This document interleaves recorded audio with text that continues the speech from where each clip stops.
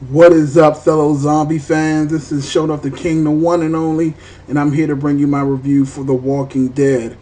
All right, to get started, this whole episode can be summed up by the last 10 minutes of the actual episode, and it was fantastic. I have to say at first, as the beginning of the episode started, all the way to that about 40-minute zone close to the end of the episode was teetering on average. It to that point, the best part of the episode was Daryl and Merle, helping out a group of Hispanics get away from a pack of zombies, which also comes to my zombie kill of the week, and I'll get to that in a little bit. But this episode can pretty much be broken down to three sections. First section was crazy ass Rick. The beginning of the episode starts off with Rick. He's seeing visions of Lori again. He sees her out by the graves. He goes to the graves. Then he sees her outside of the gates of the prison. So he goes out there. And then he's like, Johnny Mnemonic going crazy, just walking around like a vagrant. Uh, the funny thing about him and the whole Lori interaction, I totally thought that you would never actually see the ghost face, because again I thought maybe they would never get Lori to come back and just do like a 5-second cameo, but they did. She didn't have any speaking lines. It was just basically her standing in a white dress. She didn't say anything to him, and then she disappeared. And it was kind of funny because as I was watching Rick, I was like, Rick, why do you keep taking your eyes off the ghost? Because like every time he would like turn away or close his eyes or blink or whatever, the ghost would disappear. I was like, if you're gonna walk up on the thing, keep a line of sight, keep staring at the damn thing. So at least if it disappears, you were staring at it. Because like it was like every time he turned away, he would turn back and the ghost would be gone.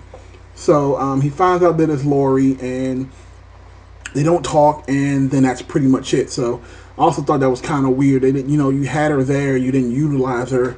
So maybe later on they will, but as of right now, I just thought that was a little pointless. The next segment of the episode actually dealt with Andrea. She's back at Woodbury. She's still kind of freaked out and trying to figure out things in her head. She still doesn't understand exactly why the group was there, why they attacked, what was going on, and I guess the governor is not giving up any answers anytime soon.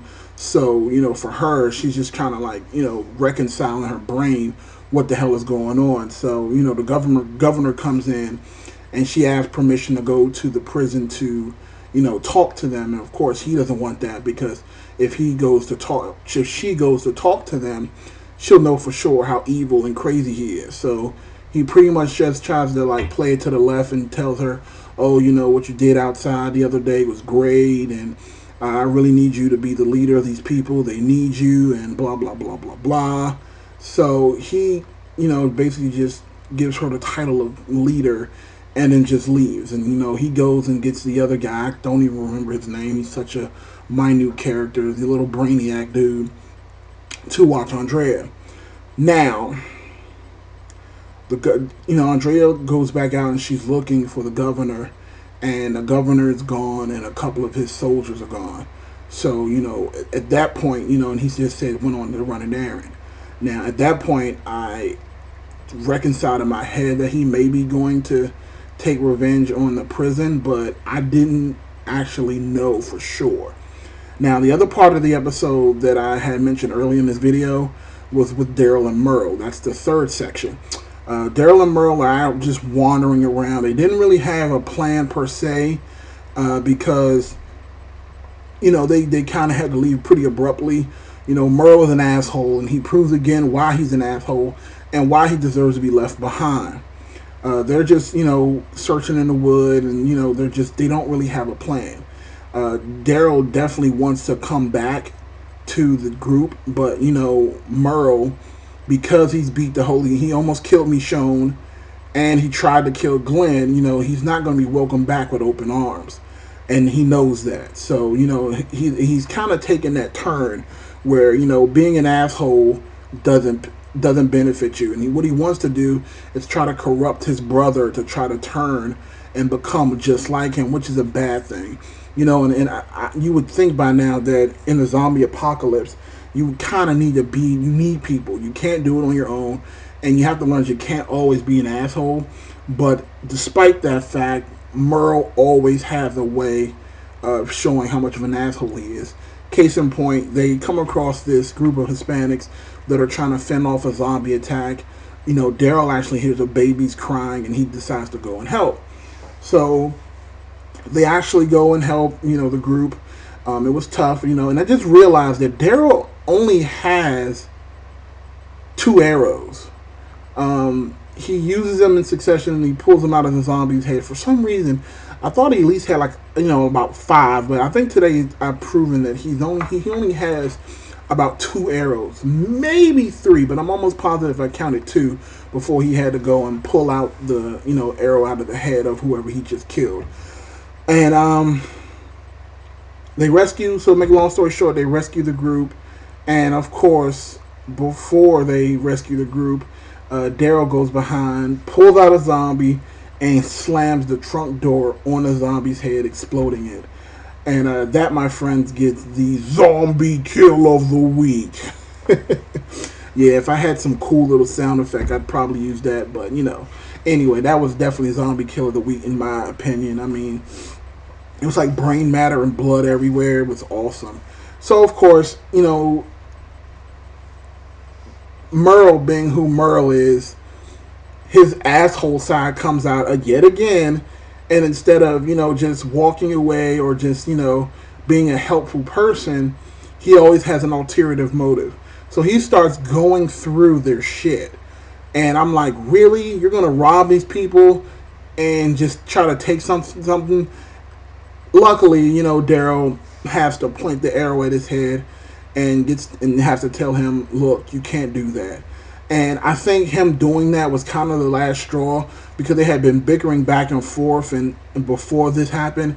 And then just to see what he just did right then and there, as they were leaving, he was just trying to explain to him. He was like, we didn't leave you there. I came back for you. And you deserve to get handcuffed to the top of the roof, because that's exactly what happened.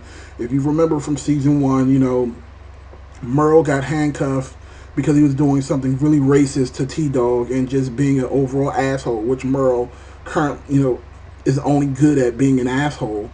So, in my opinion, I thought he deserved everything he's gotten done to him thus far, because he just doesn't know what the hell he's doing. Now, Daryl makes the smart decision to just go ahead and leave him and head on back to the prison, and Merle is just left standing there like, well, I can't be here by myself. So I guess we don't know what they're going to do at this point. So now we're back at the prison. Before I continue, I want to talk about Glenn a little bit, because Glenn actually had a huge part of this story as well, not just Rick. Glenn in this episode has actually taken ownership of being the leader, quote unquote. Some things at the prison that did confuse me this episode. Like, where's the other group? The other group, the black guy, the black girl, and then the two white guys. I know last week, Rick kind of scared them off with his whole crazy I see Lori ghost thing, but I didn't realize that they actually just like left the prison. Like, I knew they scattered, but I don't know if they went to another part of the actual jail or the prison, or did they like leave. So, and they didn't do a good job of explaining it, so I'm kind of weary of what exactly transpired there. So I want to get a little bit more clarification on that. But the biggest thing is Glenn is still butthurt over being attacked by the governor and being attacked by Merle, and now he's thinking about going to retaliate again against them. And then he even goes to the point to find out where the governor is staying, and he wants Michonne to go with him. Luckily, they briefly talk him out of it. It looks like right now he's just not seeing clearly, and his girlfriend, she's having some issues, and then it was really weird. It was kind of convoluted, because Glenn's girlfriend, Maggie, she ends up getting pissed at Glenn. I guess she tells the whole story about the governor and almost raping her, or just being very aggressive with her, trying to, yank her up a little bit. But I don't know. Sometimes I guess I don't understand women because she tells him the story, and then says, "Are you happy now?" and then just gets pissed at him, and shoves him, and he goes storming off. And I don't know. Sometimes these show creators, they like to just create conflict where there really doesn't need to be conflict. I think they both got tortured. They both had a hard time, and Glenn is upset. I feel like now she's upset with him for being upset, and it's just weird to me. I don't know, but whatever. So again, like I said, this, like me just telling you about this by and by doesn't make it seem like it was a fantastic episode. It just seems mediocre. But what happens in the last 10 minutes makes up for the entire episode. So we actually go back to Rick. He's crazy. Doing his walk in the park. Let me just readjust my camera a little bit. Much better. So Rick is doing his whole walk in the park. He's talking to Maggie's dad, and Maggie's dad is trying to convince Rick to come on back to the group and take control, because he's telling them about Glenn and how Glenn is being very reckless. Glenn actually drove off in a truck, which by the way was immaculate. I mean, this thing looked like it had just got a fresh coat of paint and it was cleaned. And the Zombie Apocalypse is probably the cleanest car I've seen thus far. But I'm not even gonna go there, guys. I'm just putting it out there. So Glenn's gone. Rick and Maggie's dad are talking, and then we have on the inside of the prison, we have Daryl's little girlfriend. I can't remember her name right now. She's talking to the other random white guy. Again, he's such a minor character. I didn't bother remembering his name. Looks like Colonel Sanders, so I'll call him Colonel Sanders. They're just talking, and bam, Colonel Sanders gets shot right in the head, and it's the governor. Like 10 minutes left in the episode, did not see it coming. It's an all-out war at the prison. Governor and his goons versus Rick and his group. I was like, oh my god, oh my god, oh my god. So, and again, like I said, totally did not see this coming. I'm thinking there's 10 minutes left. We're going to probably get maybe a zombie kill here or there, but I never thought in a million years that they would actually show the governor attacking. But I'm glad they did, because it saved this episode, in my opinion. So, it's a gunfight. I'm not gonna hold any cut cards here. It was a gunfight, plain and simple. Rick's group is shooting at the governor's group. The governor's group is shooting back. Bullets are flying. Colonel Sanders is getting shot the hell up. The only other thing that kind of got me is how did one of the governor's guys get in the tower? Because there was one guy that had an actual prison tower, and I'm wondering how the hell did he get in there? Did they find the same? See, and that's the funny thing. This is about the show that's driving me crazy, because I don't understand what the hell is going on. Because the governor's group was able to get between the gates and had somebody up in that prison tower shooting. And I don't know how the hell he got in there, because the whole thing is fenced. So I don't understand how the hell he got in there. Secondly, the governor, is shooting out with Rick and his group. Rick has finally snapped out of his whole crazy status, is in survival mode, and he's shooting back. And luckily when he left out, he was heavily armed. He had a submachine gun and he had his trusty sidearm. Now everything is going, I guess, okay. At this point, we've only lost Colonel Sanders, who, let's be clear, he was a throwaway character anyway. Then, and this pissed me off. Let me tell you, this really pissed me off. So all of a sudden, a truck comes running up to the actual gates, crashes through the main two gates, and of course, the first thing that came into my head was Andrea. I'm like, what the hell is she doing? Why the hell is she breaking through the main gates in her little van? I'm like, if you wanted to talk to them, if you wanted to warn them, that was not the best time to do that, and that's not the best way to do it. So the car stops dead center in the actual prison. The back door opens and dozens of walkers crawl out. And I'm like, great. That's the last thing we need, is more walkers. On top of the governor shooting everything up. So, and again, keep in mind, people, this is just the last 10 minutes of the episode. So much going on. So, the person who's driving the car jumps out and is in full army, full body armor, mask. It, you couldn't tell who the person was at all. Now, you could tell that the person had it was a smaller frame, and it looked like it was a woman, but again, I guess you really can't be sure.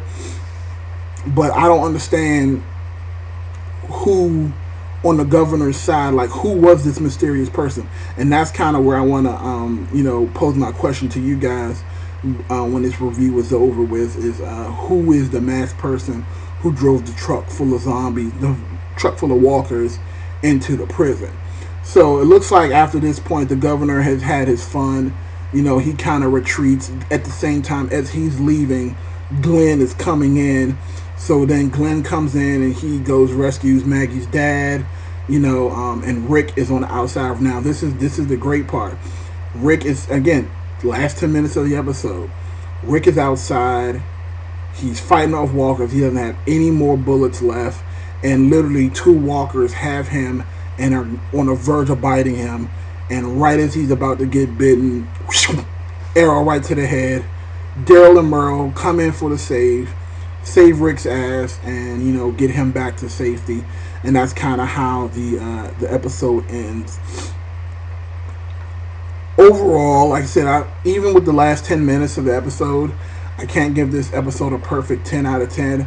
I'm thinking I'm going to have to give this episode about a 7.5 to an 8 out of 10. Definitely did some development. Definitely showed that the governor is here to stay. He is evil and he is not playing around. It's good to see Rick mad, because that's kind of how the episode ended, with a close-up of Rick's face, and he looked pissed. It was like Crazy Rick has temporarily left, and angry, pissed off, focused Rick is back, and that's the kind of Rick I want to see. But again, I want to know what you guys thought of the episode. Did you enjoy the majority of the episode like I did? Was the last 10 minutes the best part for you as well? Let me know in the comment section below. Definitely let me know who your thoughts are on who that person in the mask was, because also we don't even know if that person left. We don't know if they infiltrated the prison. Like, it looked like the person didn't leave. So again, we don't know what the hell is going on. So this is Sean Off the King, the one and only. Don't forget to rate, comment, and subscribe. You guys have a fantastic night.